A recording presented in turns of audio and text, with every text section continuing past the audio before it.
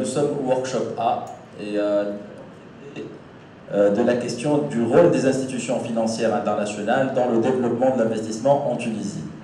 Nous allons commencer par présenter nos intervenants qui ont accepté d'intervenir dans cette conférence et que je remercie au passage.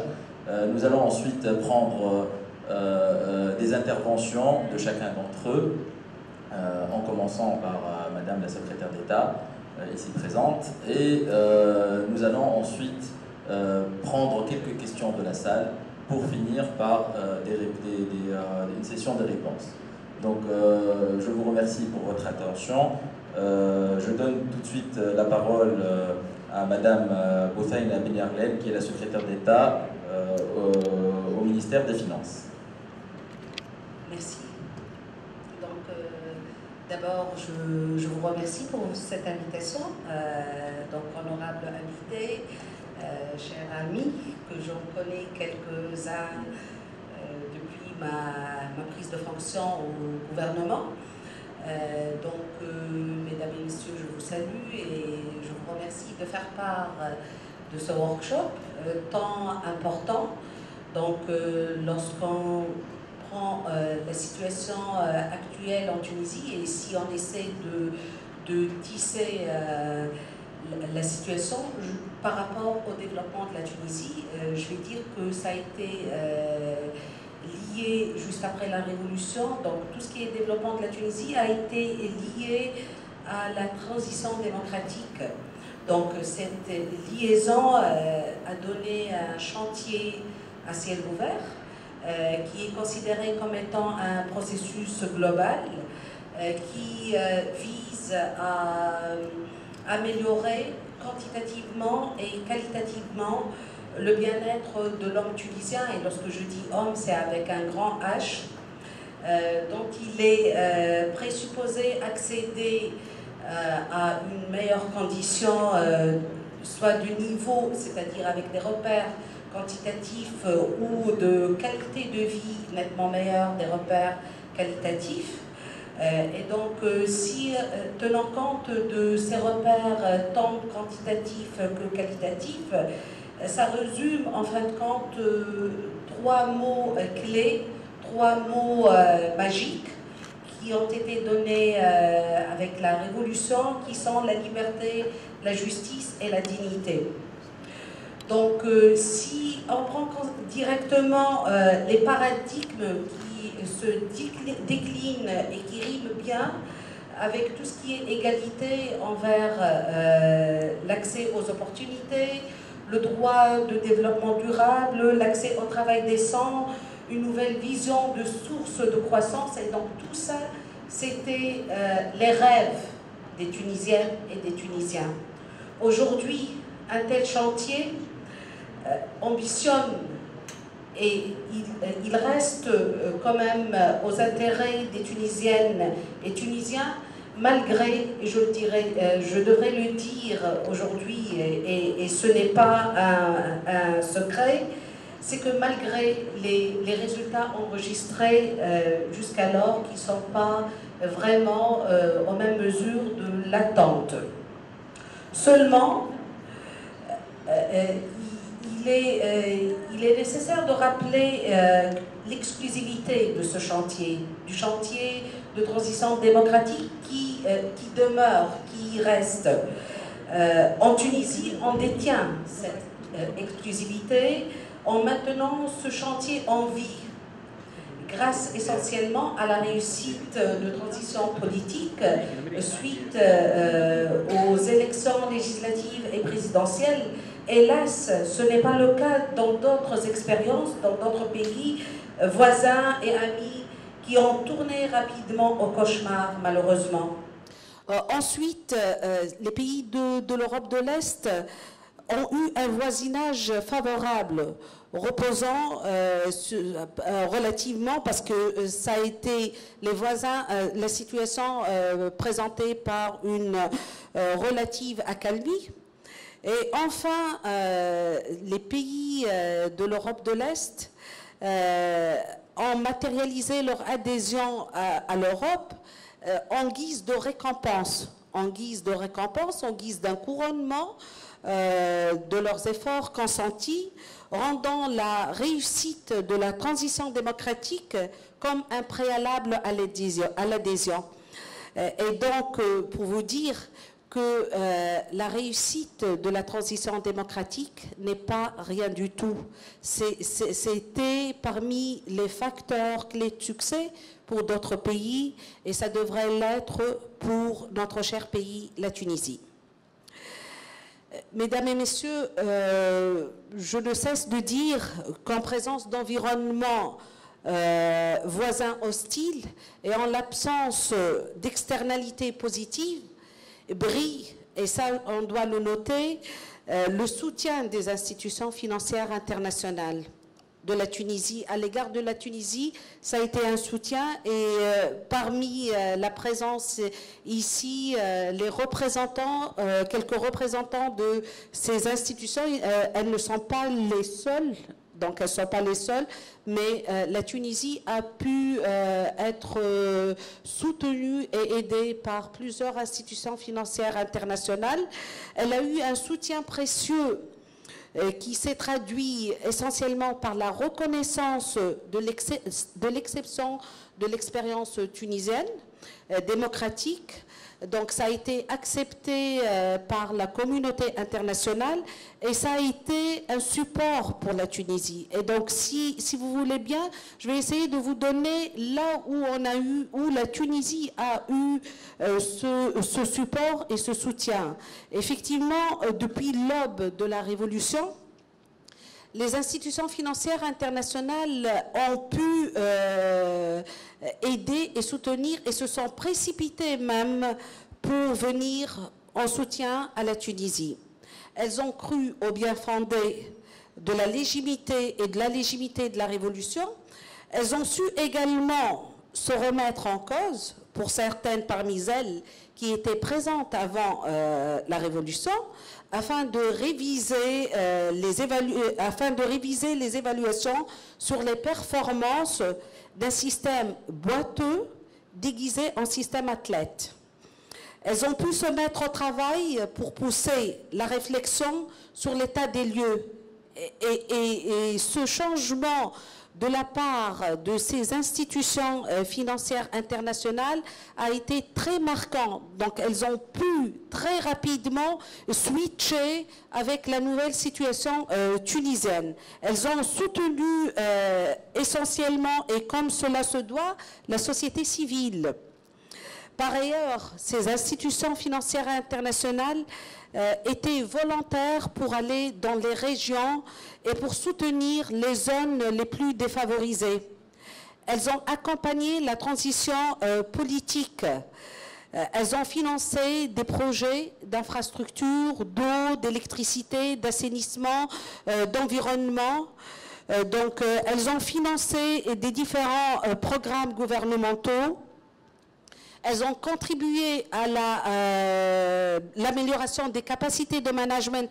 Et ça, c'est très important, que je devrais le souligner également. C'est par rapport à la gouvernance et les équipements dans les régions, dans les collectivités locales, dans les municipalités. Ça a été également marqué par les différents projets.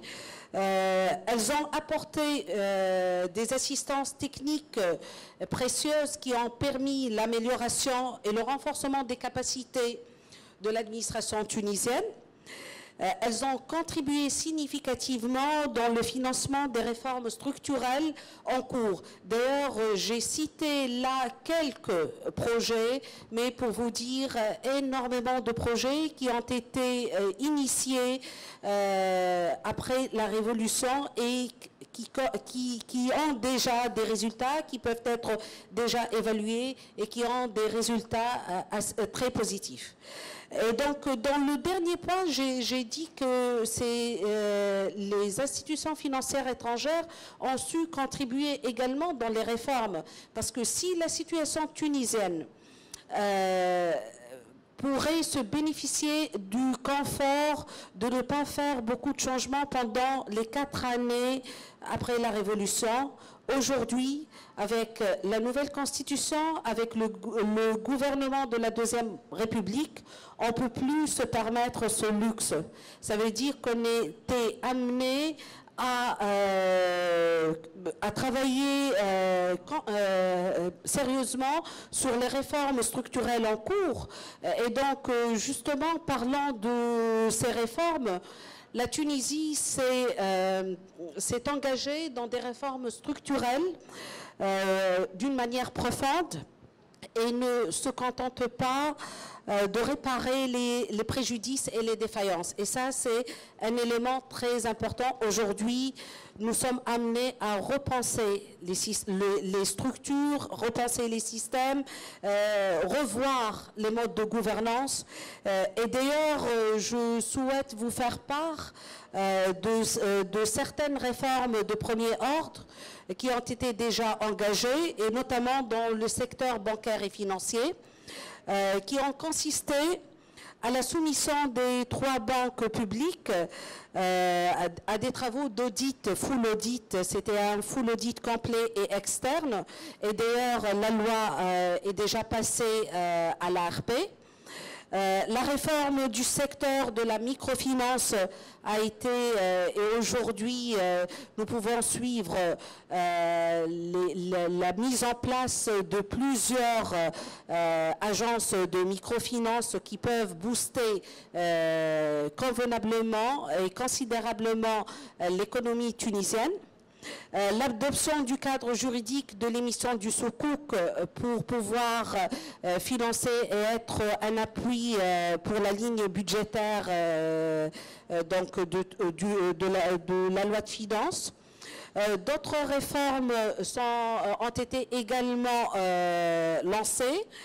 Je cite à titre d'exemple la réforme fiscale en vue d'une équité fiscale.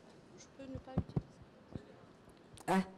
Donc la réforme fiscale en vue d'une équité fiscale et surtout, et je note là, on travaille sur la simplification du système fiscal.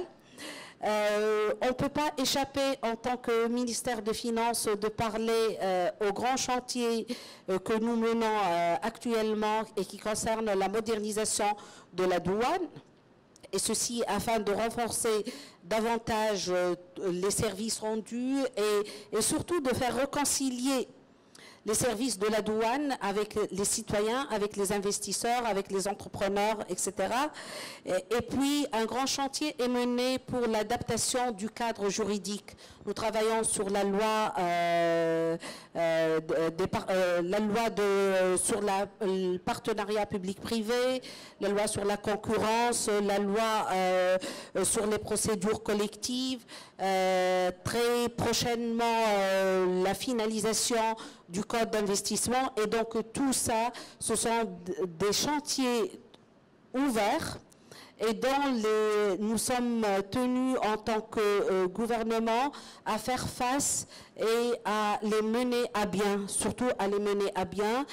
Ceci dit, et donc si on admet que l'expérience tunisienne est exceptionnelle, alors il faut avoir un traitement exceptionnel. Je le dirais sous le contrôle et en présence des représentants des institutions financières présentes. Donc la Tunisie mérite de la part de son statut unique et réussi à mi-chemin, je le mets entre 2 guillemets, ce traitement en faveur, parce que tout simplement l'expérience de transition démocratique en Tunisie creuse son long chemin. On sait très bien que ce n'est pas une partie gagnée d'office. Il fallait beaucoup de travail, on creuse notre chemin, on sait très bien que c'est un long chemin. Nous, Tunisiennes et Tunisiens, on sait très bien que c'est un long chemin, mais un chemin à pas sûr. Nous avons tant aimé que cela se fait à pas géant. Si on avait bénéficié des externalités positives semblables à celles des pays de l'Europe, au contraire, la Tunisie a été amenée à faire face aux répercussions d'une situation alarmante de notre voisin et dont nous, Tunisiens, nous n'avons pas ni choisi, ni participé, ni à son déclenchement, ni à son amplification. Malgré cela, je le dis et je le redis en votre présence, que la Tunisie est fermement déterminée à faire face et à faire aboutir avec succès non seulement sa transition démocratique, mais surtout sa relance économique. Et j'espère que nous pouvons compter sur nos partenaires, parce qu'on les considère des partenaires. Nous avons beaucoup de projets et on sait très bien la situation tunisienne ne nous permet pas de le mener tout seul. Tous ces chantiers, nous ne pourrons pas les mener seuls. Mais si le message que j'ai voulu lancer, c'est que la transition démocratique seule ne pourra pas être uniquement la réussite. Aujourd'hui, nous avons le plus grand défi de réussir la relance économique. Je vous remercie. Merci beaucoup, Madame la Secrétaire d'État, pour ce discours énergique. Nous savons tous qu'il y a un ensemble de réformes qui sont en cours de préparation et il y a une grande attente de la population directement pour avoir des résultats, mais également du milieu de l'investissement. Il faut dire en fait que le miracle économique de Ben Ali s'est avéré être un mirage, puisque du point de vue de l'investissement, les chiffres parlent d'eux-mêmes. Nous avons des chiffres qui sont très alarmants. Dans l'investissement, l'investissement en Tunisie représente 20% du PIB. Quand on le compare par exemple au Maroc, c'est 30%. Donc cet investissement, l'investissement privé par exemple, représente 60% de l'investissement en général en Tunisie. Au Maroc, il est de 78%, en Turquie, il est de 85%. Donc nous avons depuis très très longtemps des facteurs structurels qui font en sorte que l'investissement est en déficit par rapport aux autres pays de la région. Et c'est pour ça en fait qu'aujourd'hui ce miracle n'est plus un miracle, c'est un mirage. Les quelques réussites ou les quelques pas qui ont été parcourus sur l'aspect politique, on peut dire que c'est quelques pas réussis, doivent être confirmés sur la partie politique. Mais aujourd'hui, cette révolution politique doit également toucher le secteur économique et social. Et c'est le grand défi auquel nous autres Tunisiens devrions faire face dans les prochaines années, également avec l'aide des institutions internationales qui sont présentes en Tunisie depuis quelque temps. Donc je vais demander à ce cher panel de commenter l'intervention des différentes institutions internationales en Tunisie, en particulier après la Révolution, et en particulier également sur les perspectives de la Tunisie. Et je vais commencer par les dames d'abord. Madame Eline Muret, vous êtes directrice du bureau de la Banque mondiale à Tunis. La Banque mondiale existe en Tunisie depuis les années 60, je crois. C'est l'un des plus grands contributeurs à l'aide budgétaire, peut-être aussi à l'appui technique. Il y a un certain nombre de projets qui ont été financés par la Banque mondiale, mais également beaucoup de discussions sur des transformations. Qu'est-ce qui a changé après la Révolution en Tunisie? Alors, merci. Je vais essayer d'être brève. La Banque mondiale et la Tunisie, Madame le secrétaire d'État, c'est un très long mariage, comme vous avez dit. On a financé notre premier projet pour l'éducation en 1958 ou 59. Et c'est le premier pays qui a bénéficié d'un projet à financement de l'éducation du groupe Banque mondiale. Donc, il y a eu des hauts et des bas, hein, mais maintenant c'est encore un grand haut.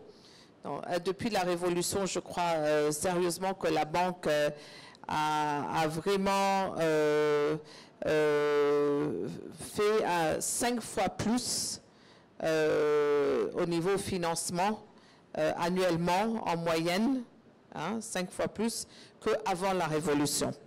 Donc, nous sommes...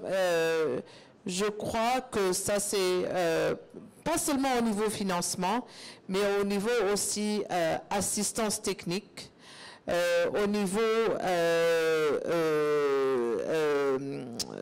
comment on dit, conseil. Hein, et au niveau, on a mobilisé environ 40 millions de dollars de dons pour les secteurs sociaux. Donc, si vous me demandez, on est un peu partout. Hein, au niveau des dons, c'est surtout des dons dans les secteurs sociaux, pour les jeunes dans les régions défavorisées.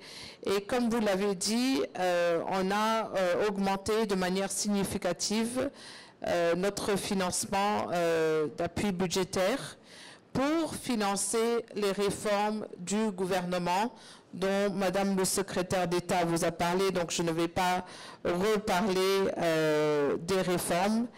Mais je crois que 2-3 choses en allant de l'avant. Nous sommes en train de préparer une nouvelle stratégie de partenariat pour la Tunisie et 2-3 autres grands paramètres pour l'équation qui, pour un peu, pour mémoire. Premièrement, nous avons dit que la Tunisie, c'est un global public good, un regional public good. Et donc, on est entièrement d'accord avec vous que nous devons soutenir la Tunisie. Je ne sais pas comment on dit global public good en français. Bien public. Un bien public mondial, voilà. Et donc, nous sommes entièrement d'accord avec vous et nous partons sur 3 choses. Premièrement, la Banque mondiale ne va pas nous voulons avoir beaucoup de partenariats, de financements publics-privés. Je vais prendre un exemple très récent d'un projet de broadband. Broadband, la Tunisie pour tous, 2020. La Banque mondiale a été sollicitée pour appuyer le ministère, mais ça sera fait avec le secteur privé. Hein, et donc, on va solliciter les autres IFI qui travaillent qui appuient le secteur privé pour promouvoir ces financements. Donc, le financement de la Banque mondiale, si vous voulez, en quelque sorte, sera du seed money pour que le secteur privé commence à fleurir. Hein, et notre stratégie est très claire. Là où il y a financement possible du secteur privé, on ne doit pas intervenir ou intervenir en deuxième lieu. Donc, ça c'est une chose. La deuxième chose, c'est l'intervention dans les régions défavorisées et le développement de la base et notre appui pour un nouveau modèle de développement régional bas vers le haut. Avec les élections municipales que vous allez avoir en 2016, il faut absolument, et ça sera vraiment la seule manière, ou une des seules manières concrètes pour avoir une paix sociale, c'est d'investir dans ce développement bas vers le haut. Et motiver les gens à se prendre en charge et être responsables de leur développement, ce qui n'était pas le cas. La troisième chose, hein, c'est au niveau d'un travail continu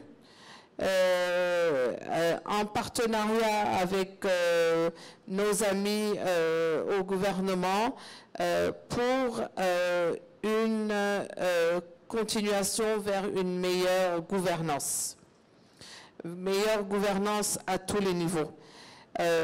Madame le secrétaire d'État a parlé des réformes au niveau des douanes, au niveau de la fiscalité. Vous allez voir que ça sera 0 ou 15%, hein, les nouveaux chiffres. Hein. Donc, ça va éliminer beaucoup de discrétion, si vous voulez, hein, et donc vraiment aller dans un processus beaucoup plus transparent. Peut-être 2-3 autres choses, hein, et après je vais fermer. Financement environ. Hein, j'ai trop parlé? Ah, ok.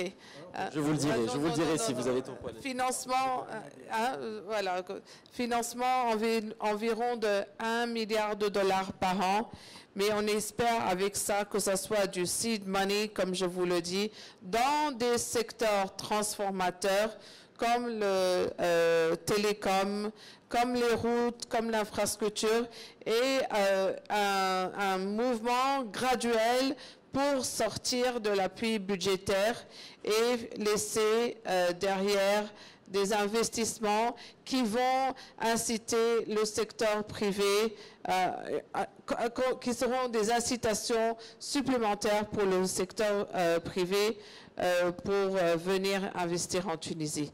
Merci beaucoup. Merci beaucoup à vous. On vous posera quelques questions tout à l'heure sur le rôle de la Banque mondiale et puis certaines polémiques qu'évoque l'intervention de la Banque mondiale. Madame Gassek, j'espère que je n'écorche pas votre nom. Je vous souhaite la bienvenue en Tunisie et vous représentez la Banque européenne de reconstruction et de développement. Alors la Banque mondiale a fait son premier investissement en Tunisie en 1958. La Banque européenne de reconstruction et de développement s'est installée, je crois, en 2012. Dans notre pays. C'est correct. Mais néanmoins, vous êtes en train de rattraper ce retard avec beaucoup d'investissements et il me semble que vous vous intéressez particulièrement au secteur financier et aux PME. Pourriez-vous nous dire comment l'exemple des pays de l'Europe de l'Est, dont Mme Beniarel a parlé tout à l'heure, peut nous donner quelques orientations sur les choses qu'on pourrait faire, nous, en Tunisie, avec l'aide de la Banque européenne? Avec grand plaisir. Merci beaucoup.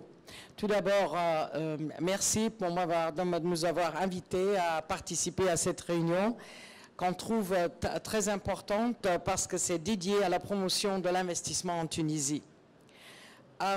Oui, la BERD, c'est une jeune institution, pas uniquement en Tunisie, mais aussi en comparaison directe avec les autres institutions financières internationales. Tout le monde autour de moi a beaucoup plus de l'expérience de travailler dans ce domaine parce que nous étions créés en 1991 pour vraiment supporter et aider la transition après la chute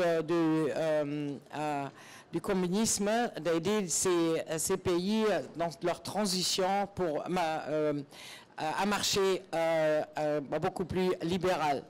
Mais en plus, on a été créé avec un but de supporter, soutenir le secteur privé. Mais je suis d'accord avec vous, on est très intéressé dans le secteur, les PME, les institutions financières. Mais comme vous savez très bien, un secteur privé doit avoir de l'infrastructure. Sinon, les gens vont pas investir. Dans ce cas-là, on a commencé à investir aussi dans les infrastructures avec le but de vraiment aider le secteur privé à se développer. On m'a demandé de parler des PME. Je suis ravi de vous en parler, mais j'aimerais aussi souligner notre intérêt d'aider le gouvernement tunisien dans son but d'augmenter rapidement aussi les financements dans le secteur de infrastructure. Et bien sûr, le secteur banquier, comme Madame le secrétaire d'État avait dit, le secteur banquier y inclut les 3 banques étatiques qui sont très importants. C'est un dynamisme pour le développement du marché et du secteur privé.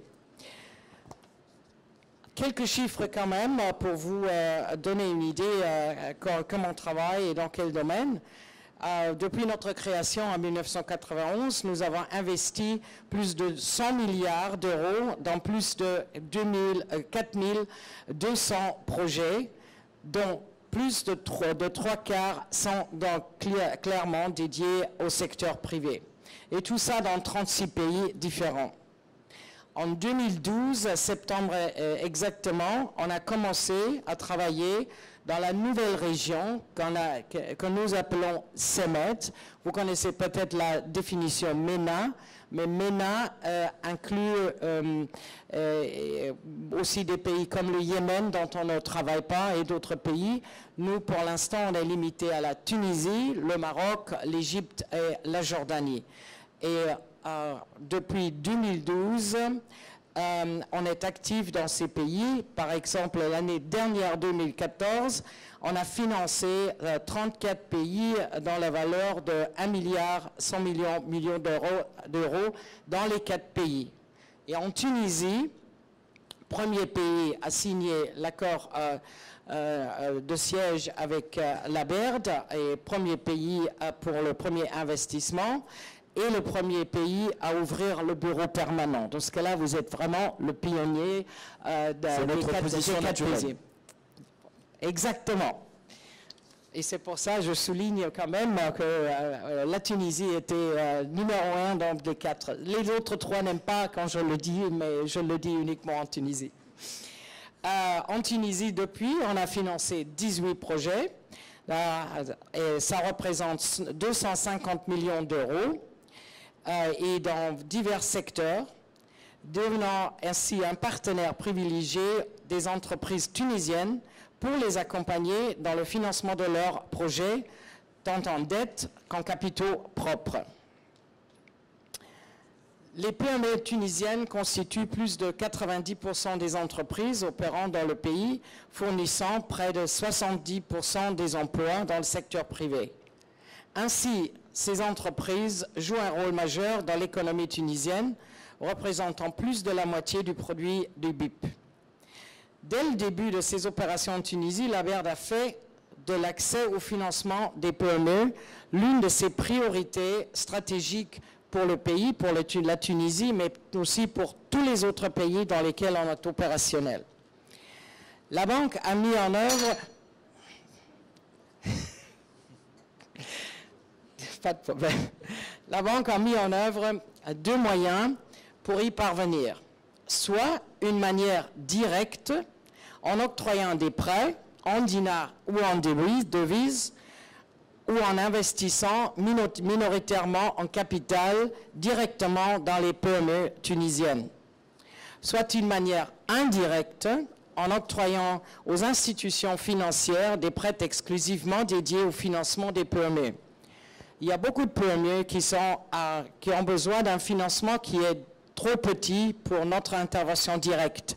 Et pour ne pas les rater, on se met en partenariat avec des banques commerciales qui n'ont pas uniquement le réseau dans le pays, le réseau des filiales pour travailler directement avec les PME, mais qui connaissent aussi les clients et qui peuvent travailler assez effectivement avec les PME d'une manière très directe.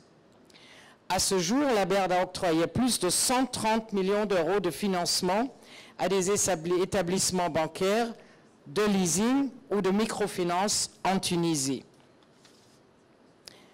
Ces lignes de crédit de la BERD apportent aux PME un financement à long terme dont elles ont grand besoin et qui n'est pas souvent disponible sur le marché. Avec un montant maximum de rétrocession de la ligne par client, le financement de la BERD atteint un grand nombre de PME, y compris celles dont la taille, comme je viens de dire, peut être relativement modeste.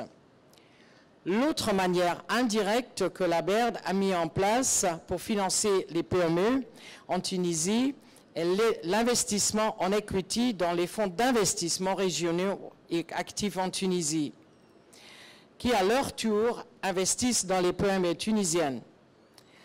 La BERD a ainsi investi dans ces fonds une enveloppe de 42 millions d'euros dédiée à la Tunisie.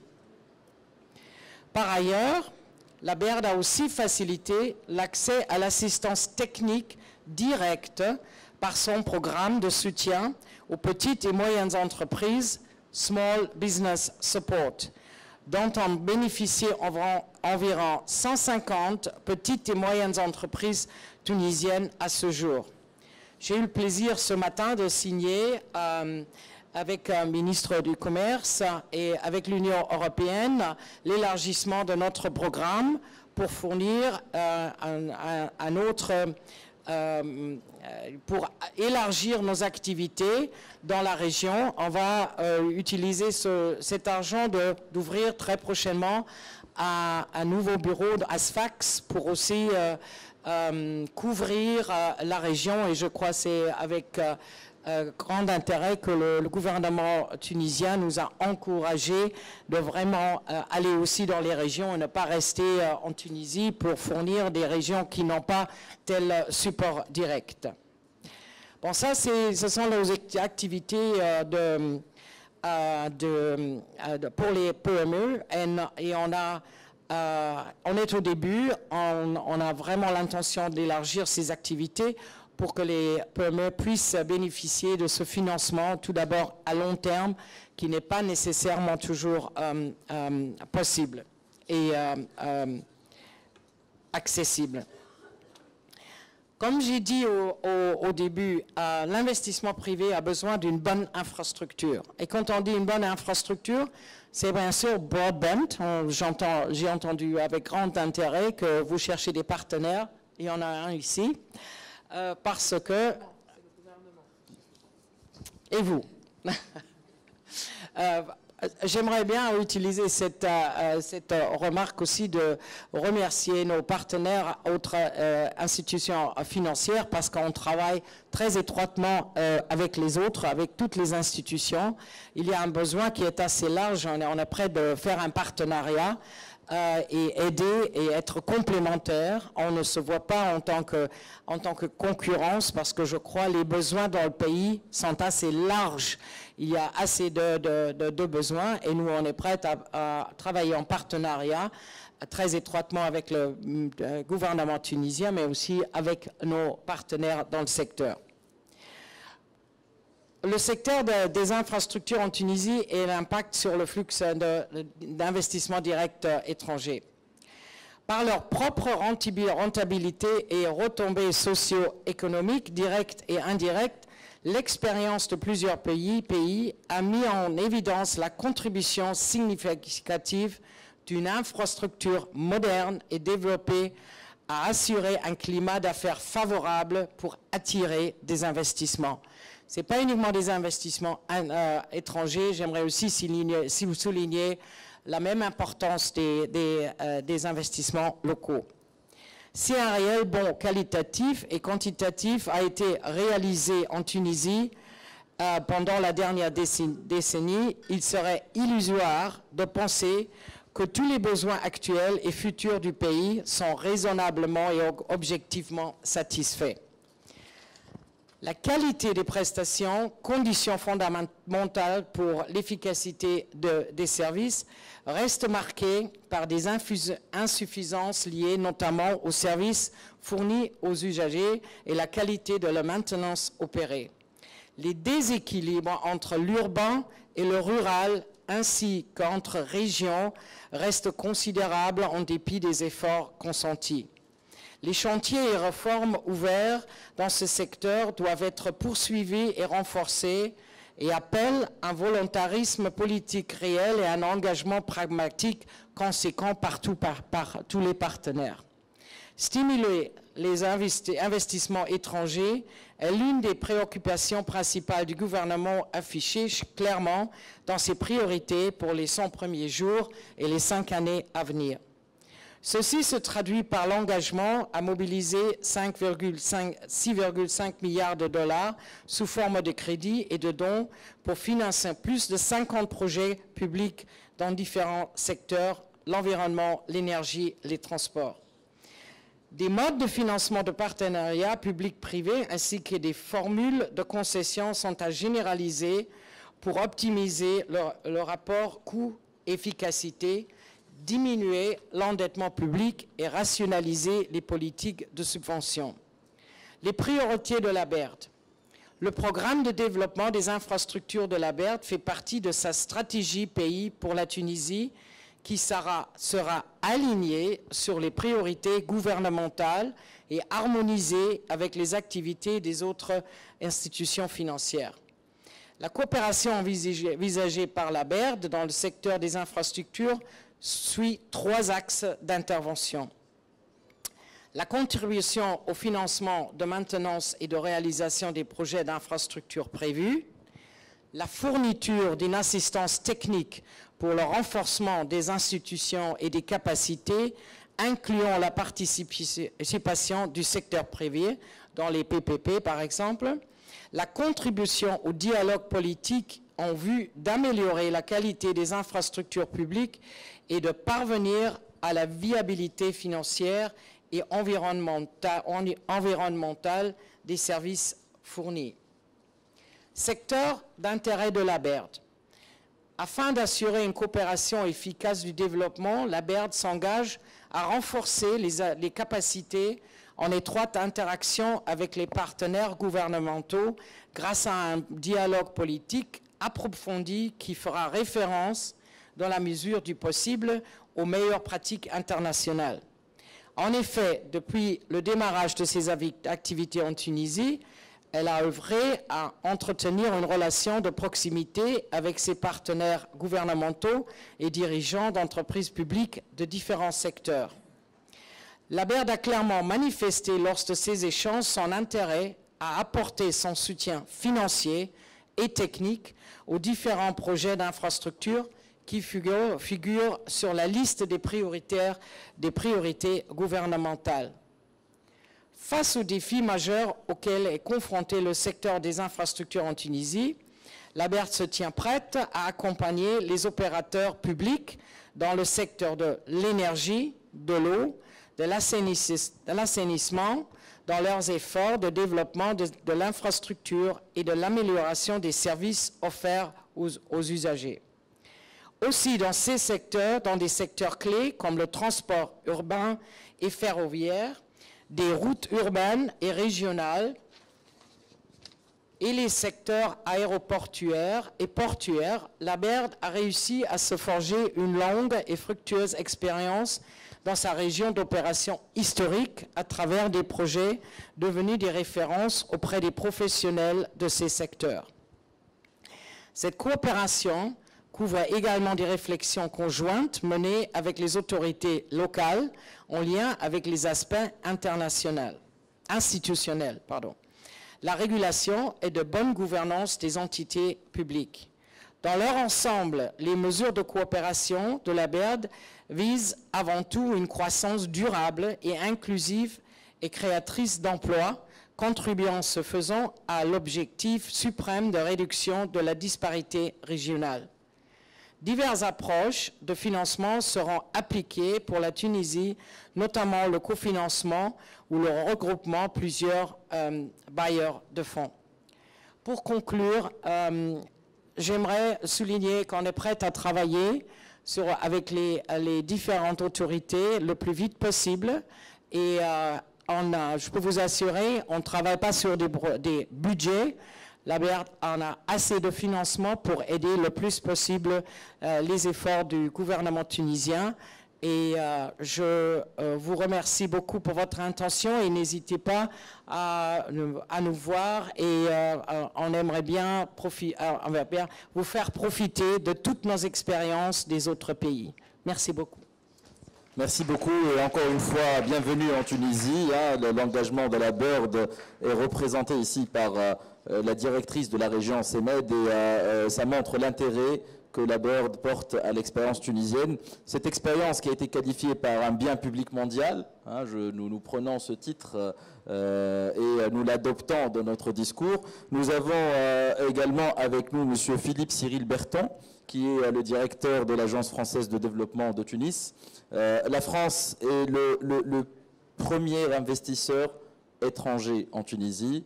L'AFD est en Tunisie depuis 1992. Il y a eu un financement durable de la part de l'AFD sur un ensemble de projets de développement rural, de préservation de l'environnement, mais également du dispositif de formation professionnelle. Et on a eu l'occasion en 2011 de passer en revue tous les centres de formation professionnelle qui ont été financés par l'AFD. Il me semble aujourd'hui qu'il y a de nouvelles orientations dans les investissements et la présence de l'AFD.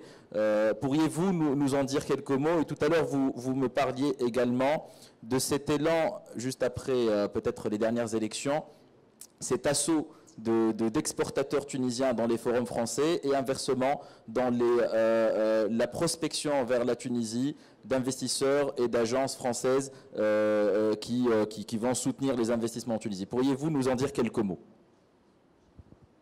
Merci, bonjour à tous. Je reconnais quelques têtes dans l'assistance, et notamment du ministère de l'Investissement et de la Coopération. Il ne faut pas que je raconte des bêtises. Madame la ministre, merci. Vous avez été l'avocate de la Tunisie depuis 2011 et je souscris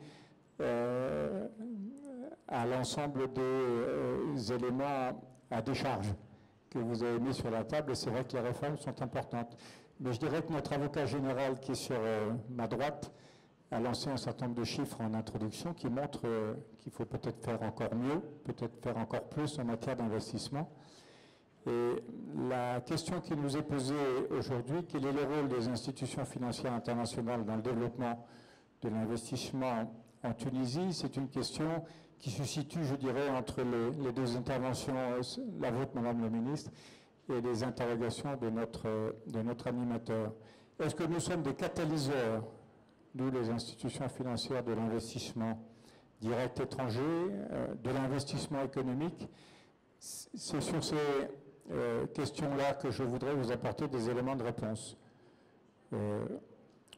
Nous sommes confrontés à des défis de plus en plus globaux et considérables, sociaux, démographiques, économiques, climatiques, desquels découlent des défis sécuritaires, environnementaux, et la liste pourrait être très longue.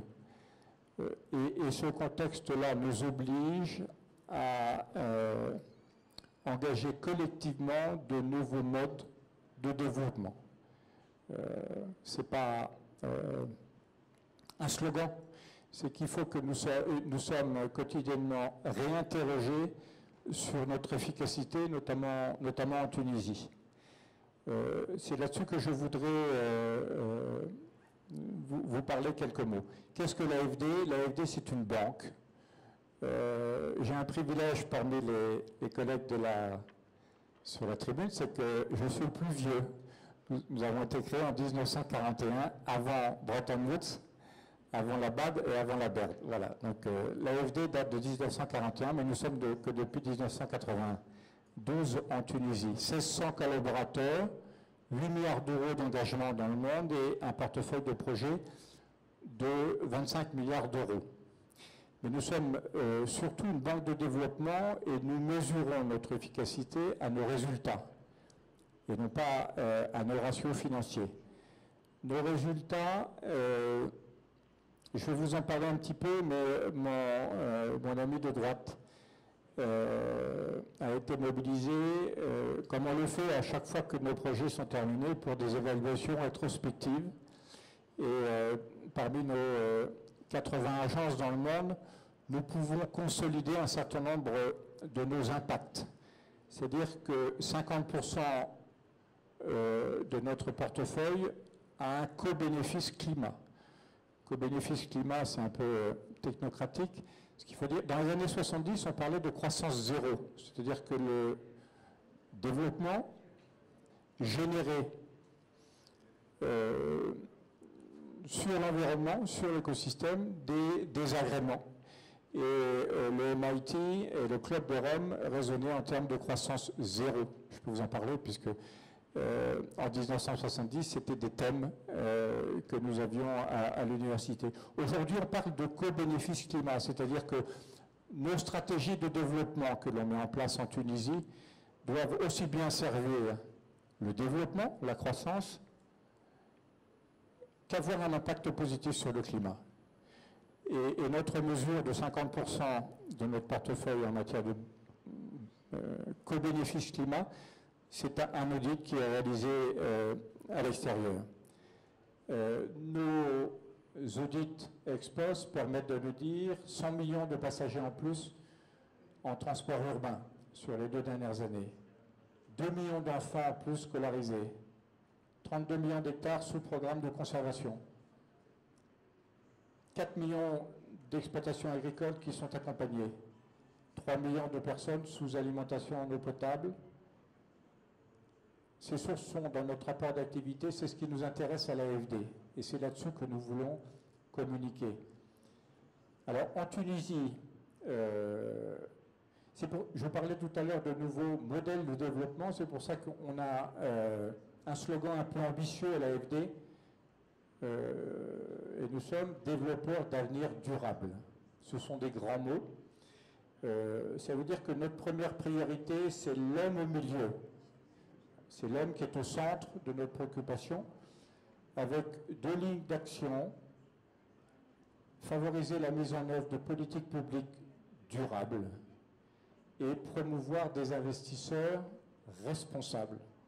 Voilà comment on apporte des éléments de réponse à la question qui nous est posée. On souhaite travailler avec la République tunisienne, avec le gouvernement tunisien, pour la mise en place de politiques publiques durables et permettre la naissance d'un écosystème pour que des investisseurs responsables puissent investir en Tunisie. Alors, vous nous aviez demandé dans le panel à l'AFD de réfléchir sur l'impact de la protection de l'environnement sur l'investissement extérieur et le renforcement du dispositif de formation professionnelle. 2 thèmes sur lesquels on est en train de réfléchir sur notre activité à venir. Je ne vais pas disserter sur ces 2 thèmes parce que c'est une posture globale que nous avons, compte tenu de ce que je viens de préciser, et que nous essayons de mettre en partenariat avec la maîtrise d'ouvrage tunisienne, c'est-à-dire avec le gouvernement tunisien. Et je voudrais vous préciser 4 pistes avant de terminer mon intervention sur notre rôle sur ces 2 thèmes. Le premier, c'est accompagner la maîtrise d'ouvrage tunisienne dans son souci de simplification de ses transactions, de sa transparence et donc de son efficacité. Là, je vais rentrer dans le détail. Le Code des marchés publics. Ce qu'il faut savoir, c'est que la plupart des bailleurs de fonds arguent de l'article 15 du Code des marchés publics pour, de manière dérogatoire, appliquer leurs propres procédures. Ça prouve bien que le Code des marchés publics tunisien, dans un certain nombre de ses dispositions, ne convient pas à l'état de l'art, à ce qui se fait. Le Code d'investissement. Le gouvernement vient de sortir récemment un nouveau code d'investissement. Je suis en Tunisie depuis 2012, c'est la 3e version. Un investisseur n'a pas besoin de 3 versions du code d'investissement, il a besoin d'une version durable. Je m'en excuse, Madame le ministre, je fais l'avocat du diable et je vais du côté de l'avocat général, parce qu'il y a trop de choses qui ont marché, mais il faut que les compteurs de l'investissement puissent maintenant se libérer. Ça fait partie du dynamisme. Très bien. Je pense qu'il faut dans l'administration déconcentrer les pouvoirs. Le PDG d'une entreprise publique, quand il doit prendre une décision, il téléphone au cabinet du ministre. Un PDG, c'est un PDG. Il est autonome, il rend compte à son conseil d'administration. On travaille avec le NAS, avec la SONED, avec la Transtu, avec la SNCFT, avec la rue. Tous sont des PDG, et un PDG, ça veut dire un PDG. Un directeur général ne rend pas compte tous les matins à son président de conseil d'administration, il en rend compte simplement aux assemblées générales, etc. Donc une déconcentration du pouvoir dans l'administration. Un système d'information, Aileen en parlait tout à l'heure, l'administration est en train de concevoir un plan national stratégique en matière d'information. Il faut que, et en 2020, l'administration tunisienne ne veut plus de papier, toutes vos démarches sont en ligne, il y aura une interopérabilité d'un ministère à l'autre, et puis il est prévu un identifiant national pour l'ensemble des citoyens tunisiens. C'est une révolution, et ce système d'information, ça permet à l'administration d'être totalement transparente. L'administration tunisienne a déjà testé il y a 2 ans le lancement en ligne d'appels d'offres internationaux. Il faut continuer dans cette voie. Et puis un dernier point, je crois que c'est aussi au gouvernement d'harmoniser les différents bailleurs de fonds. Nous sommes tous trop avec nos propres procédures, trop avec nos propres agendas, avec nos propres guichets de financement. Et j'ai participé depuis lundi à une mission commune multi-bailleurs orchestrée par un ministère technique et le ministère de l'Investissement. Et nous avons conclu tout à l'heure à midi sur un ordre du jour commun, sur des procédures communes, sur des guichets de financement communs et sur un calendrier harmonisé. Je crois que c'est dans ce sens-là que l'administration pourra se moderniser. Vous l'aurez compris, il s'agit de proposer à l'ensemble des opérateurs économiques, compte tenu de tous ces éléments, un écosystème propice à leur intervention. Et une politique publique modernisée, actuelle, transparente, c'est un élément de décision dans l'investissement que l'on doit, que l'on peut faire sur la Tunisie. Donc, je reviens sur ce que je disais tout à l'heure, c'est une œuvre collective à laquelle nous sommes tous appelés à jouer un rôle. Nous essayons à l'AFD, à la hauteur de nos modestes moyens, d'y œuvrer. Je ne sais pas si vous estimez, au moins l'AFD, que nous avons un rôle positif dans l'attraction des investissements en Tunisie. C'est à vous d'en juger. Nos sites sont transparents. Nos procédures d'évaluation ex post sont harmonisées, sont en ligne, sont disponibles. C'est un travail d'investigation, un travail de documentation, un travail de journaliste que la société civile est à même de faire, notamment la société civile tunisienne. Je vous remercie de votre attention. Merci beaucoup, Monsieur Berton. Donc, from France, the first foreign investor in Tunisia, we go to the United States of America, the first foreign investor in the world. Mr. Glenn Rogers represents the USAID. I think your institution has left Tunisia in '94 and came back just after the revolution. Could you please present to us USAID, your interventions, and why you have left 20 years ago, and what are the perspectives now?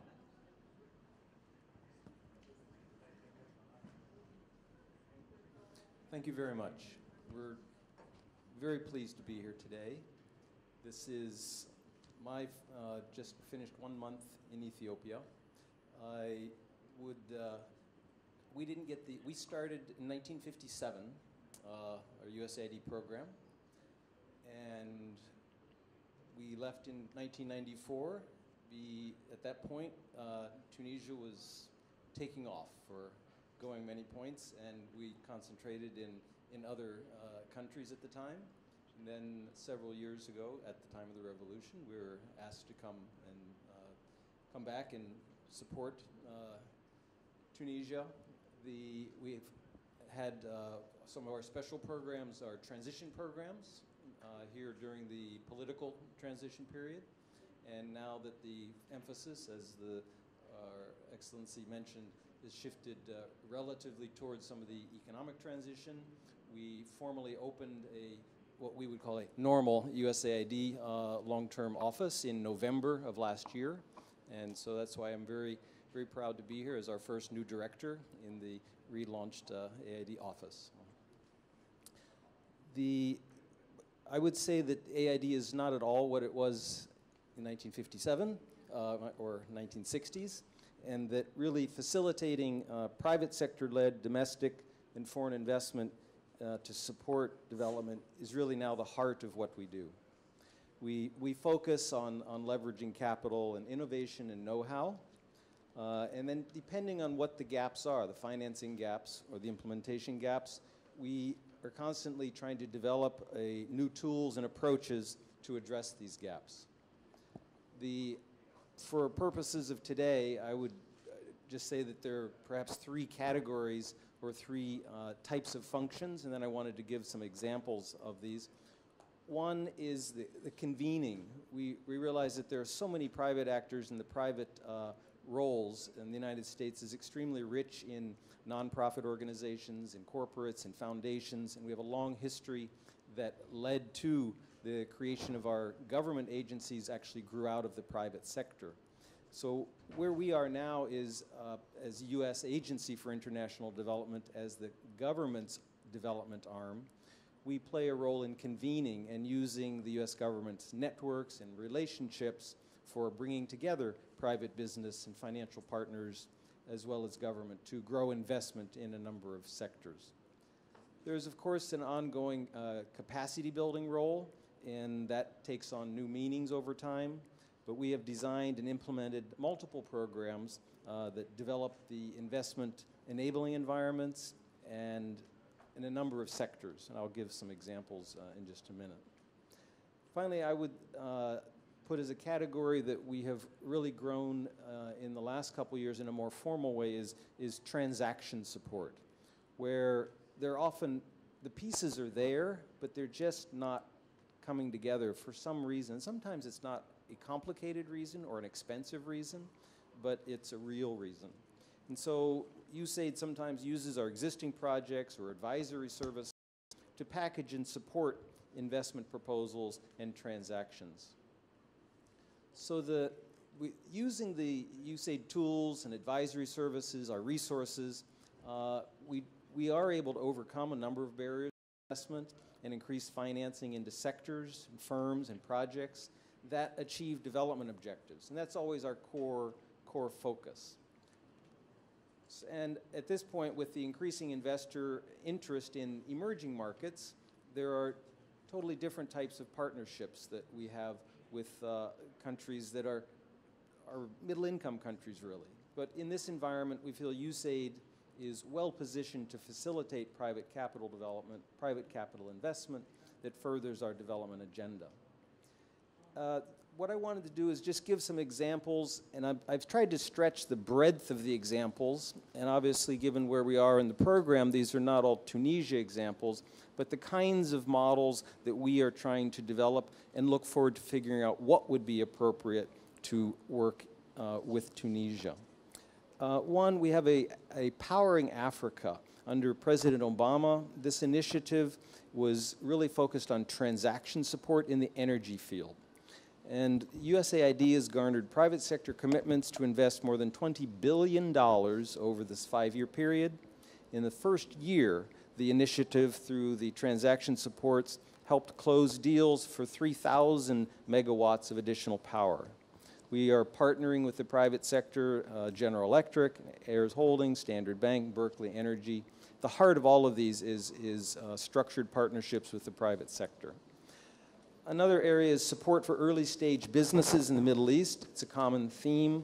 And in partnership, USAID supports high-growth, high-job creation businesses through a number of areas with matching investment capital, cash collateralized, insurance, and technical assistance. This Middle East particular one we do in partnership with the Bank of Jordan and Citibank. We have a broader private capital group that is focusing on private sector investment and municipal bond transaction facilitation. This is developing some of the services for institutional investors to incorporate development perspectives into the transactions sourcing and screening procedures. We have worked on coordinating municipal bond transactions. I've not worked on this personally, but I think these are done in some of the credit rating approaches or capacity building. And I do think that some of this built on our experience working in Eastern Europe, as was referenced in the 90s and over the last 20 years. In a core part of what we do in private, trying to extend the partnership frameworks, we have what we call our global development alliances. And I would say we develop a new model of how to do this about every 6 months, which means it's almost impossible to keep our staff trained, but we do a lot of training of our staff. But just in the education sector, through these global development alliances that are primarily financed by private and other resources, and we try to bring only the piece that we need to bring, because a lot of the pieces are there. But we have leveraged about $68 million in private money into the education sector through these alliances, and in 19 African countries. We have workforce development programs, and we have invested over $600 million in skills development in 46 countries in the continent of Africa, North Africa to the Cape. I wanted to emphasize that there's also a role for the U.S. nonprofit sector. We don't usually think of them as FDI entities, but this is an extremely rich and large part of the American experience. There's the foundations and those that you've probably heard of, the Ford Foundation, Rockefeller, that USAID grew out of. But I would mention here in Ethiopia, sorry, I just came from, in Tunisia, Ahmed East, that many of you heard about, has been working for 42 years in Tunisia. Its portfolio of facilitating student mobility, delivering English language training and other soft skill training, testing services, that each of these are key dimensions of what I would call moving towards commercial trade in education services. As an organization, it's, I think, not only is it extremely old in terms of length of time here, but it's really an example of how those types of nonprofit organizations can encourage and broaden and deepen international investment ties. Then I wanted to mention there has recently been launched a Tunisian American Enterprise Fund. It's an investment fund dedicated to Tunisian small and medium enterprises with a particular focus on women, youth, environment, and low-income regions of the country. The model is designed to finance the expansion of SMEs. The fund targets existing MNEs, not startups, that have opportunities for significant expansion and impact on the local private sector ecosystem. There are, as I understand, potential to provide some technical and management assistance in that context. But what's really, I think, unique about what they're trying to develop as one of the tools is a non-asset-based financing that would be a blend of the types of financing to meet really the gaps that are by firms that can't quite get bank lending, firms that aren't really ready for full equity financing. So as they work, that's an example of a pilot and a model for what's the gap in the market. We don't want to push anything out of the market that can be done financially or commercially or privately. So that's a model there. Nous avions gardé le meilleur pour la fin. On va revenir à la Banque africaine de développement, représentée ici par son économiste principal à Tunis, Monsieur Philippe Trapp. Donc, Monsieur Trapp, vous êtes en Tunisie depuis quelque temps, me semble-t-il. Vous avez vu un ensemble de démarches, de transformation et de sédimentation de différentes tentatives de transformation législative. Il me semble qu'actuellement, il y a énormément de choses qui se préparent. Par ailleurs, la Banque africaine de développement vient de retransférer son siège en Côte d'Ivoire après 12 ans de vie et d'existence en Tunisie. Est-ce que la Banque africaine de développement se désengage? Je ne crois pas que ce soit le cas, mais nous aimerions en savoir plus, s'il vous plaît.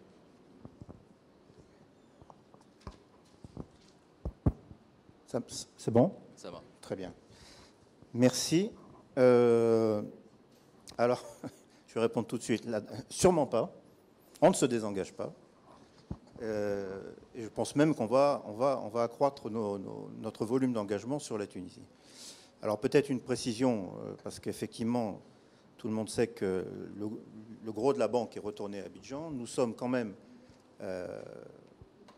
basés toujours à Zarabet, c'est-à-dire que nous avons un bureau régional qui va se transformer en ce que nous appelons un centre régional de ressources, où seront regroupés à la fois le département en charge de l'Afrique du Nord, qui couvre 6 pays allant de la Mauritanie à l'Égypte, et des experts sectoriels. L'idée est d'être au plus près de nos pays, au plus près de nos clients. Alors, tout le monde a fait un peu le rappel historique de la présence en Tunisie. Philippe, rapprochez le micro, s'il vous plaît. Oui. Sur le menton.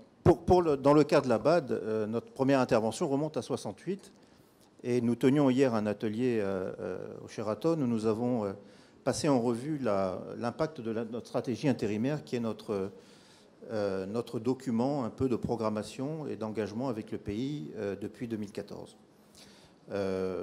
S'il est vrai que nous avons connu à un moment donné un petit trou d'air qui était dû à la fois aux problèmes que rencontrait la Tunisie en termes de notation souveraine, mais aussi un problème de concentration de notre portefeuille sur l'Afrique du Nord, puisque je rappelle que le Maroc, la Tunisie et l'Égypte sont les 3 premiers clients historiques de la BAD. Après ce trou d'air, eh bien, nous sommes de retour. Nous sommes revenus doucement en 2014 avec 2 opérations pour un total de 133 millions de dollars financés.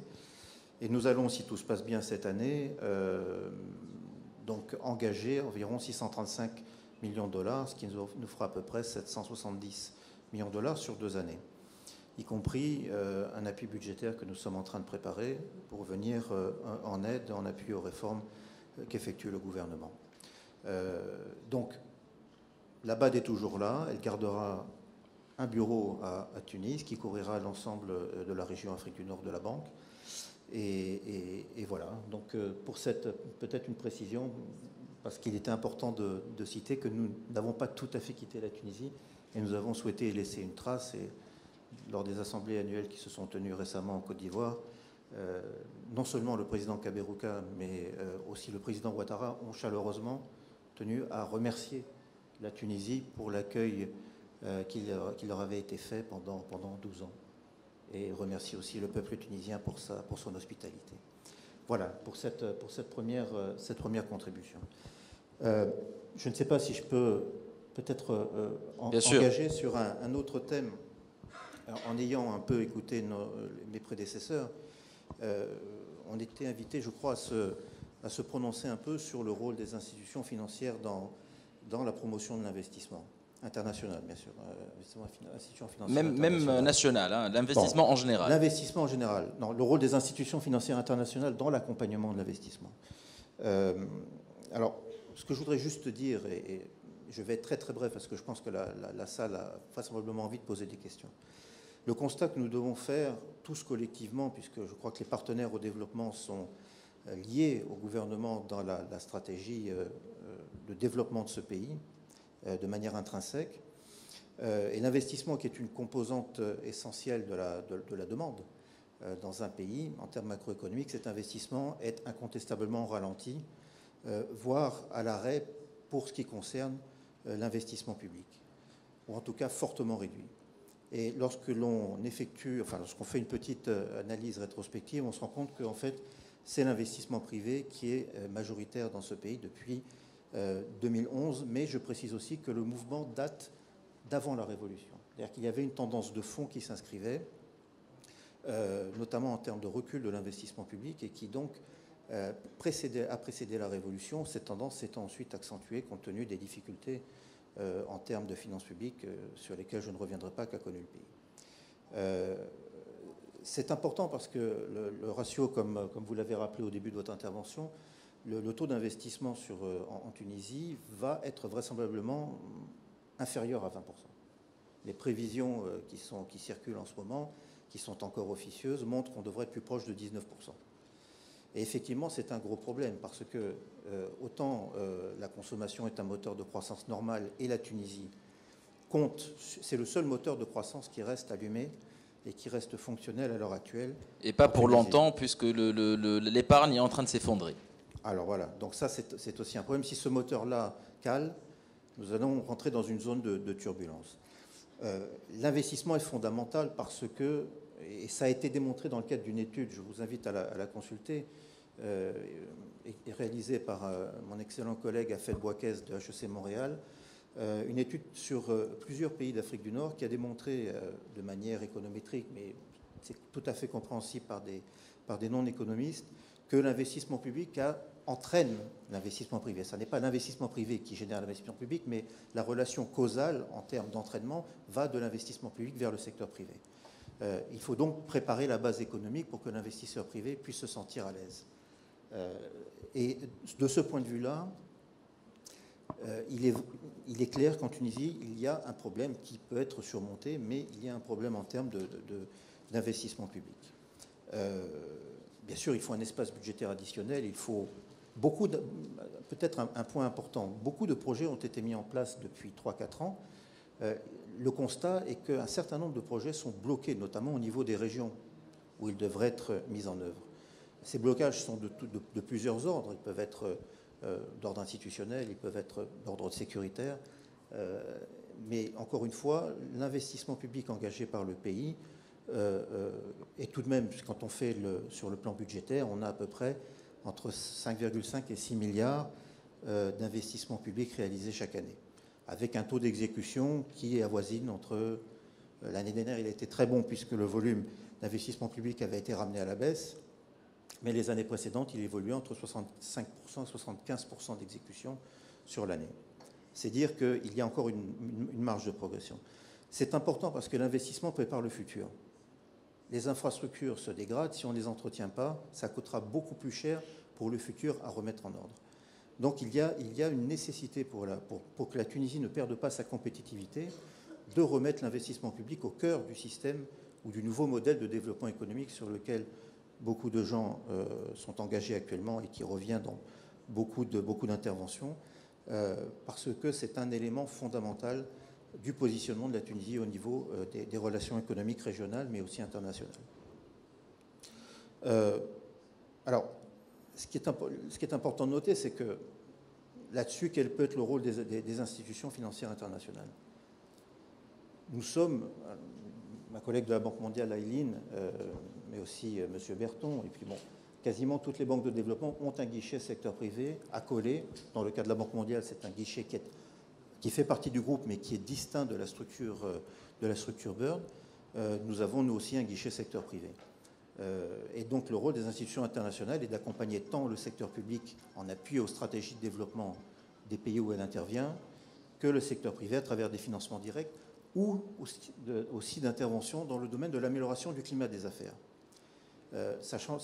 Parlant de la Tunisie, ce climat des affaires a connu quelques petits problèmes les dernières années. Il est en train de remonter, le dernier classement était bon l'année dernière, il y avait quelques progrès notables, mais on sent bien lorsque l'on discute avec des investisseurs ou tout simplement avec des jeunes qui veulent innover et qui veulent créer leur propre entreprise, que le parcours du combattant pour créer une entreprise en Tunisie existe toujours et qu'il n'est pas facile. Et c'est là-dessus, je pense qu'en travaillant de concert entre le gouvernement et des acteurs tels que la SFI ou la Banque africaine, voire même la Proparco au niveau de la Caisse et bien sûr les agences bilatérales, c'est là où nous pouvons avoir un effet catalytique, c'est-à-dire qu'on peut avoir une démultiplication des efforts réalisés pour améliorer sensiblement le climat des affaires.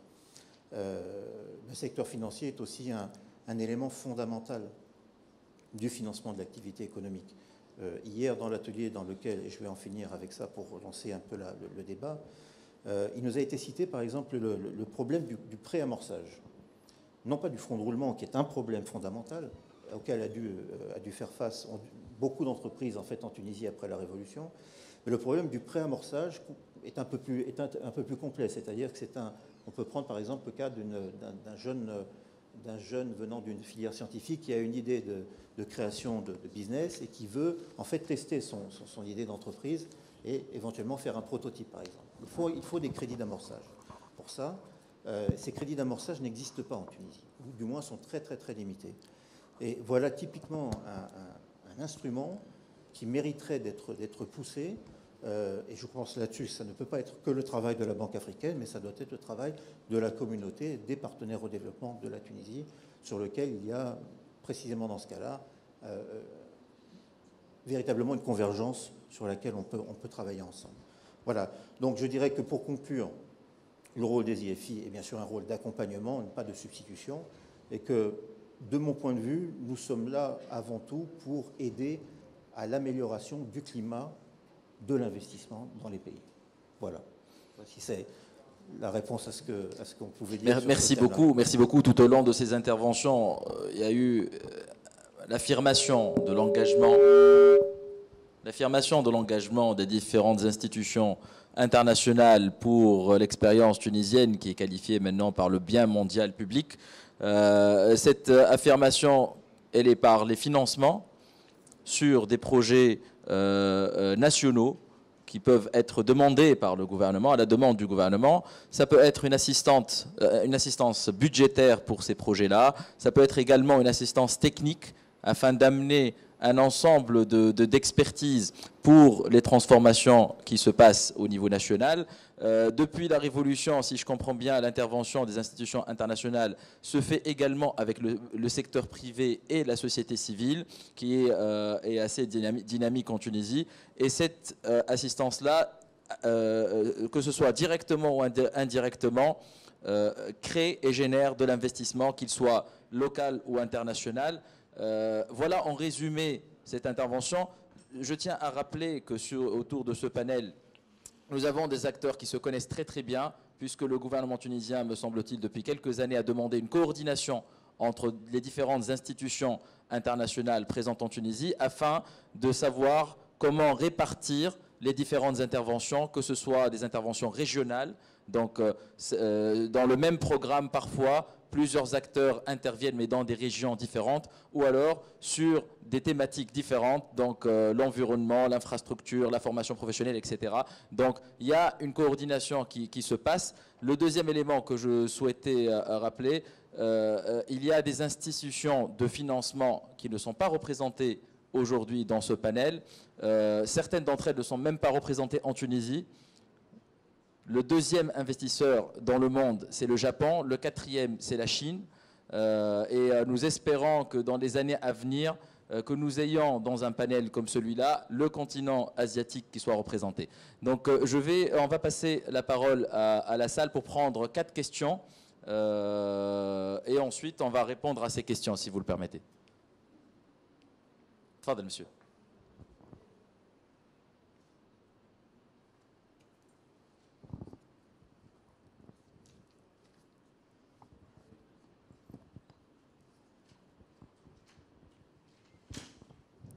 Hi. Good evening. My name is Admir Mulay. I come from Albania. This is my first time, and I thank you for mentioning it on the website that this is our first visit. This is so Honorable Minister and Honorable panel. I'm very delighted. I'm an investor, young investor, for sure, in Albania. I do invest in different fields, in construction, in mining, in energy, renewable energy. I have already finished different projects there, and I'm currently investing there.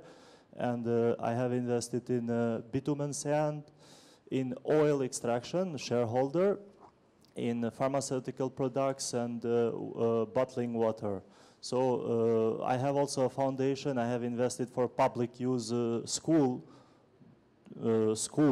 for public schools in Albania, and I have also a foundation that is a private American teaching curricula with American teachers in the center of Tirana that I do promote the education system of America. So my question is not to go further with large investments, whether one of your institutions, EBRD, for example, we do have some contacts in Albania with through my company, or but is any aid that we can, is any opportunity for importing that my experience for your experience of my foundation with the school of elementary kindergarten school, bringing American teachers, American curricula, all my experience there to install here in Tunis or in Sfax in order to give the possibility to politicians, to businessmen, etc., children of them, to be educated in this kind of institution. I emphasize the fact that this is not profit institution. So I am doing with my own profits and investing in it and pushing on it. Thank you very much, and hope. Thanks a lot for your question and for your presence in Tunisia. We have another question.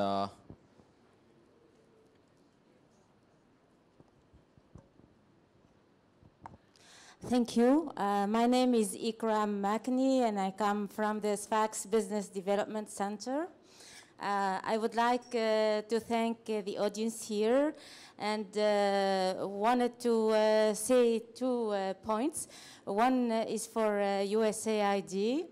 I like to thank what the efforts they were doing. And I remember a partnership with this FACS Technopark that USAID supported the feasibility study, but of the Technopark, and this was back in the year 2000.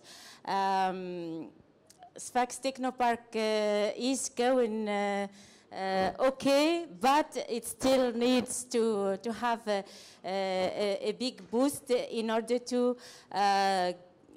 advance and in order to get implemented as a whole project. It is in the ITC sector, and it is very important that in fact there are at least 2,000 engineers and technicians in this sector. So I wanted to ask USAID to continue their project. This brings me to the second point, and that is first of all to thank the BERD, the ERBD for their choice of having an antenna in Sfax. And this says that you take into account the regional dimension, which I hope that all the bailleurs de fonds, the fundraisers, that's it, will take into account this regional dimension, and it is very important if we want to foster the private sector to discuss with all the actors of the private sector. And that is to mention, for example, the chambers of commerce, the business development centers, the syndicat, etc. And thank you. Thanks a lot. Is there another question? Everything is clear? That's good. We have another question here. Leah.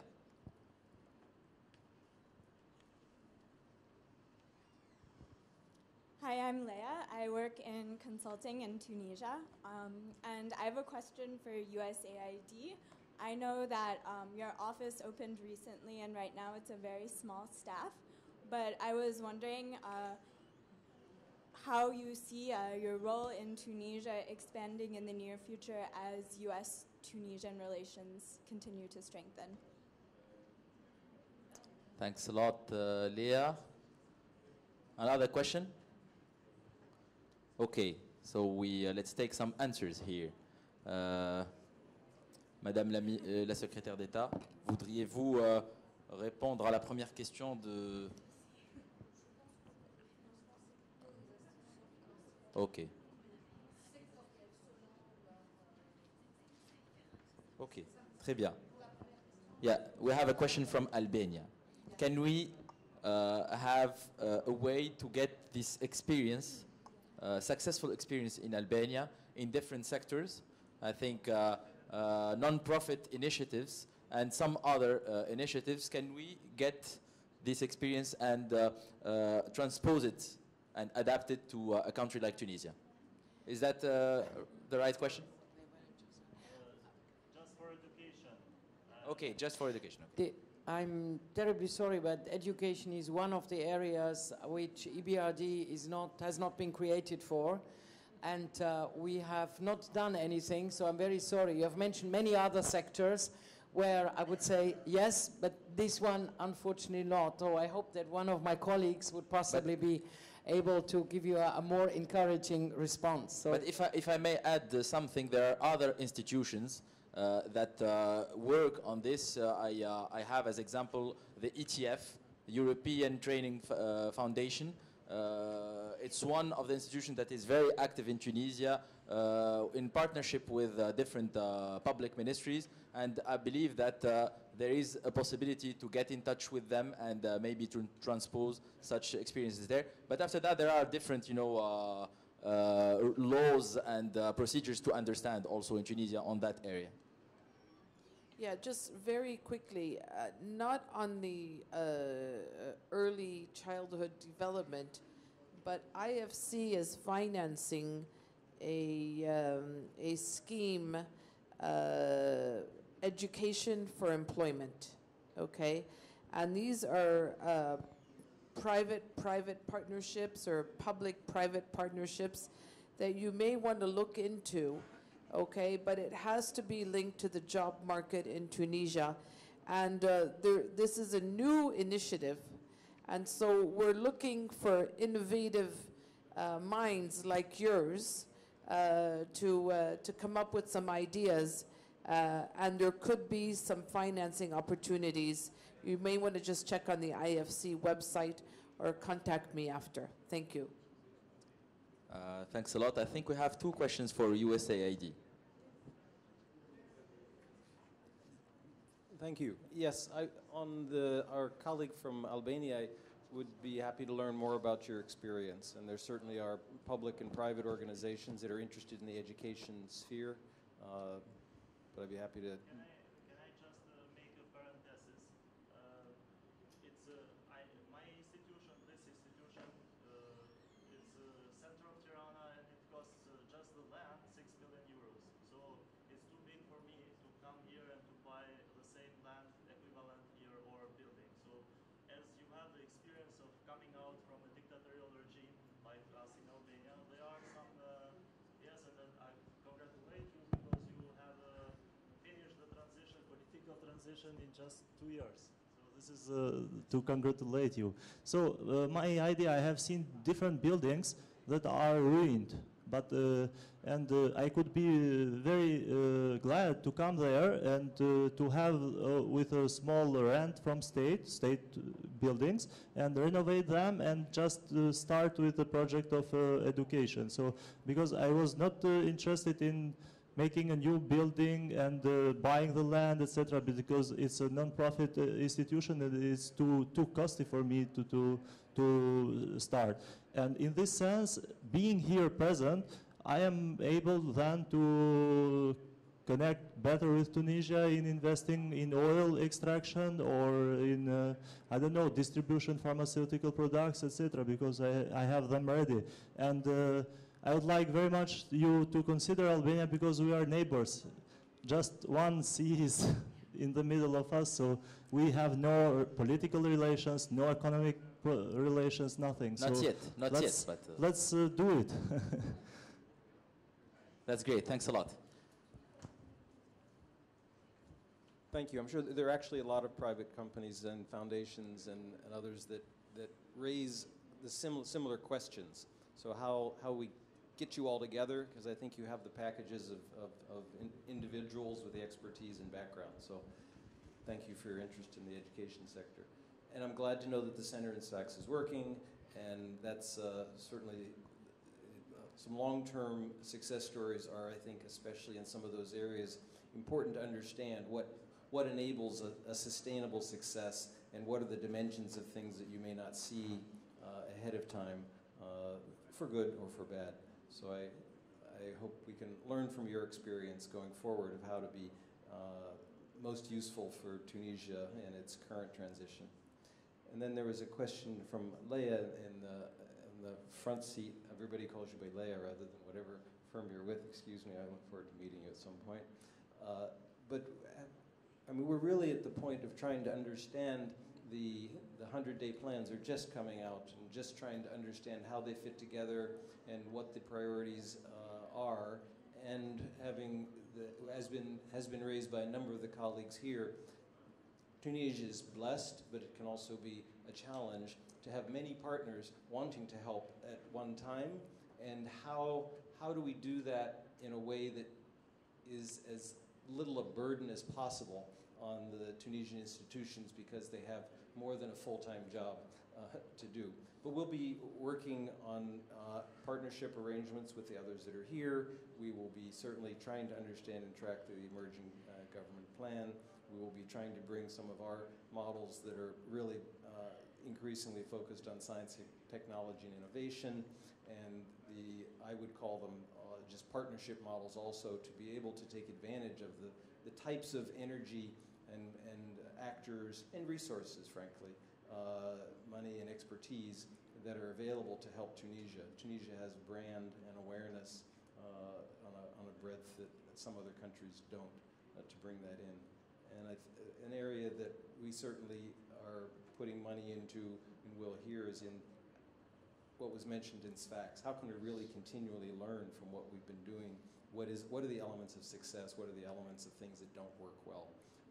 And doing that quickly so we can quickly adjust. I would say those are the foundations of how we're going to try to figure this out in partnership.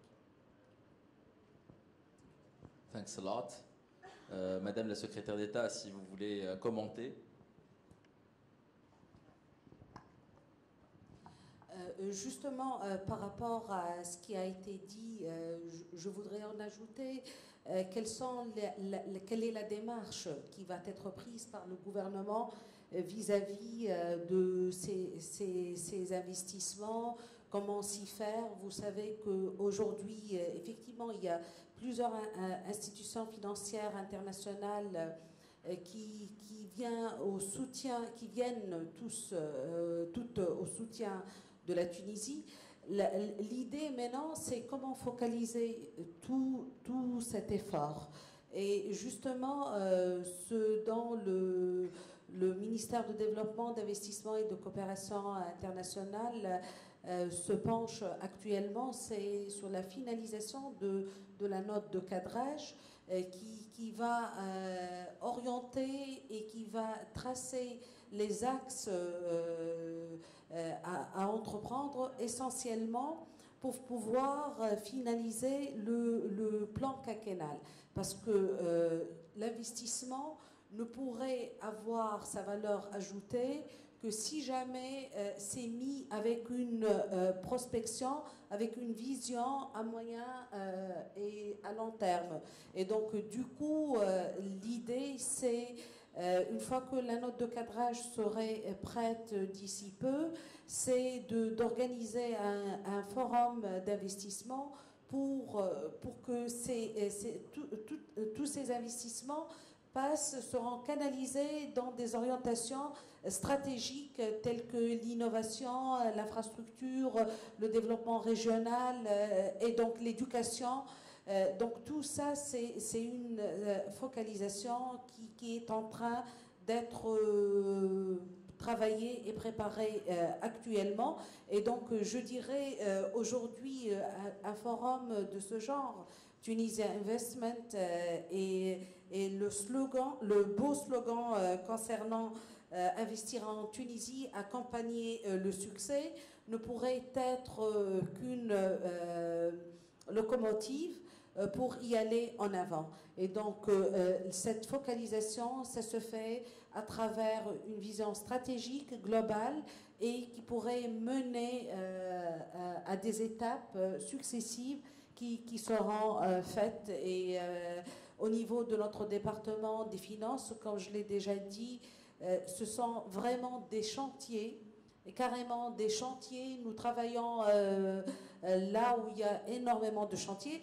Certes, nous essayons de mettre les priorités parce qu'on ne pourrait pas vraiment aboutir sur tous les chantiers en même temps, mais nous essayons entre autres de capitaliser sur un travail, sur un effort qui a été mené depuis 2 ou 3 ans. Et donc, si je prends le cas de la réforme fiscale, c'est pas aujourd'hui qu'on s'est penché sur le travail, et le résultat qu'on allait montrer très prochainement, c'est le résultat de tout un travail, de tout un processus participatif. Et aujourd'hui, l'idée et le rôle et l'importance des institutions financières, c'est d'avoir une idée claire sur la vision du gouvernement, la vision des orientations stratégiques pour pouvoir y aller. Moi, retiens des différentes interventions le mot besoin. Quels sont les besoins de la Tunisie aujourd'hui? Et donc, vous voyez bien que le travail qu'on mène actuellement avec tous les partenaires, c'est un travail d'échange et un travail d'identification de besoins, de nos propres besoins. Et donc nos partenaires, ils sont là pour nous soutenir, pour nous aider, pour qu'on avance en fin de compte ensemble. Merci. Merci beaucoup, Madame la Secrétaire d'État. La Tunisie a été qualifiée par Startup Démocratie il y a quelques années. Beaucoup d'entrepreneurs qui réussissent utilisent cette formule. Ils disent en fait qu'une idée de start-up, c'est 1% d'inspiration, 99% de transpiration. Sincèrement, je pense que c'est une formule qui s'applique beaucoup à la Tunisie.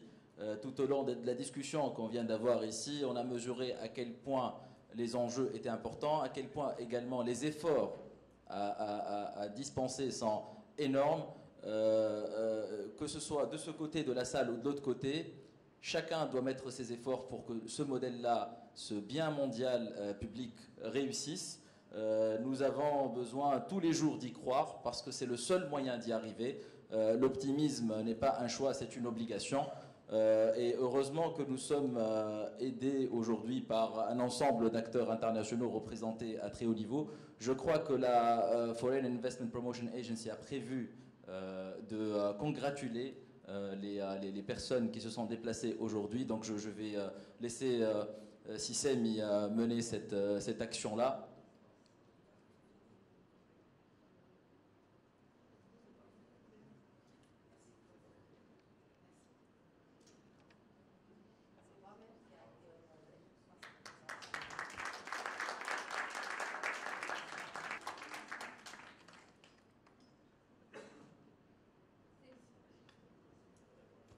Merci beaucoup. Donc voilà, sur ce, on clôture cette session et je vous invite à rejoindre la salle plénière, je crois, pour la fin. Oh, c'est fini? Allez, c'est fini. Bon week-end. Ok, très bien.